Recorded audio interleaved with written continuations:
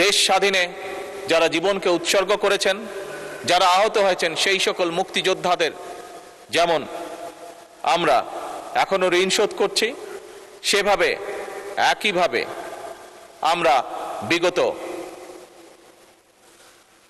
17 বছর ধরে যে সকল রাজনৈতিক কর্মী বিভিন্ন দলের তারা যেভাবে নিজেদেরকে উৎসর্গ করেছেন, ক্ষতিগ্রস্ত হয়েছেন, ঠিক একইভাবে জুলাই যোদ্ধা যারা নিজেদেরকে উৎসর্গ করেন, যারা ক্ষতিগ্রস্ত হয়েছেন, আমরা সরকারের পক্ষ থেকে, শুধু সরকার না, আমি বলবো এক্ষেত্রে বিরোধী দলেও একসাথে, বিরোধী দল এবং সরকার একই সাথে উভয় পক্ষ আমরা সিদ্ধান্ত গ্রহণ করেছি এই সকল মানুষের পাশে রাষ্ট্রীয় অর্থনৈতিক অবস্থা বিবেচনা করে আমরা তাদের পাশে দাঁড়াবো। মাননীয় স্পিকার,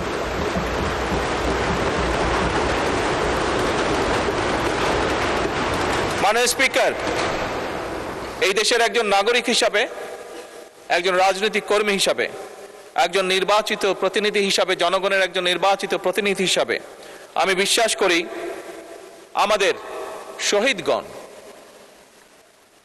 এমন একটি বাংলাদেশ চেয়েছিলেন যে বাংলাদেশে ন্যায়পরায়ণতা এবং ন্যায় বিচারই হবে শেষ কথা, যে বাংলাদেশে ধনী অথবা গরিব কেউই বৈষম্যের শিকার হবেন না। এবং দৃঢ়ভাবে আমরা প্রত্যেকে বিশ্বাস করি সেই বাংলাদেশ, যে বাংলাদেশে চরমপন্থা কিংবা উগ্রবাদের কোন রকম ঠাঁই হবে না। মাননীয় স্পিকার, যে বাংলাদেশে মুক্তিযুদ্ধের চেতনার নামে কেউ মানুষের গণতান্ত্রিক অধিকার হরণ করবে না। মাননীয় স্পিকার, মাননীয় স্পিকার, যে বিষয়গুলো আপনার সামনে উল্লেখ করলাম, আমি মনে করি এই বিষয়গুলোকেই অ্যাড্রেস করা, সঠিকভাবে অ্যাড্রেস করাই আমাদের সবার কর্তব্য।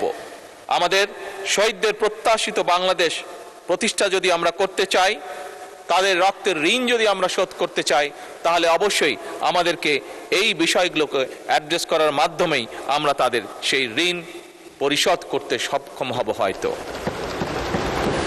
মাননীয় স্পিকার, বর্তমান সরকার বাংলাদেশের জনগণ দ্বারা নির্বাচিত একটি সরকার। অবশ্যই এই সরকারের লক্ষ্য একটি, জনগণ, জনগণ এবং বাংলাদেশের জনগণ। এবং সে কারণে মাননীয় স্পিকার,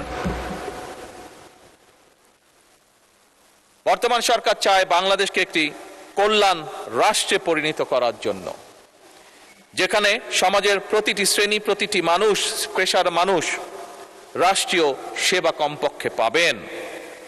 এবং এই পরিকল্পনা বাস্তবায়নের জন্যই মাননীয় স্পিকার ইতিমধ্যেই সরকার ফ্যামিলি কার্ড, কৃষক কার্ড, স্পোর্টস কার্ড, ইমাম মুয়াজ্জেম সহ অন্যান্য ধর্মীয় গুরুদের সম্মানী দেওয়ার যে বিষয়টি আমরা উল্লেখ করেছিলাম, প্রতিশ্রুতি দিয়েছিলাম, সেই কাজগুলো মাননীয় স্পিকার আমরা শুরু করেছি।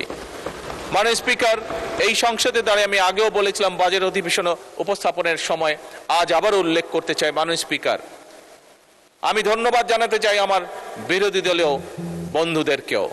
গতকাল কি একজন বিরোধী দলীয় সংসদ সদস্য, মাননীয় সংসদ সদস্য দাঁড়িয়ে জিজ্ঞেস করেছেন যে কবে তার এলাকায় ফ্যামিলি কার্ড প্রদান করা হবে। মাননীয় স্পিকার, বিএনপির এই পলিসি বা বিএনপির এই সিদ্ধান্তকে সমর্থন দেওয়ার জন্য আমি মাননীয় বিরোধী দলীয় নেতা সহ সকল বিরোধী দলীয় সংসদ সদস্যকে ধন্যবাদ জানাতে চাই। মাননীয় স্পিকার, আপনি নিজেও একজন কৃষকের সন্তান।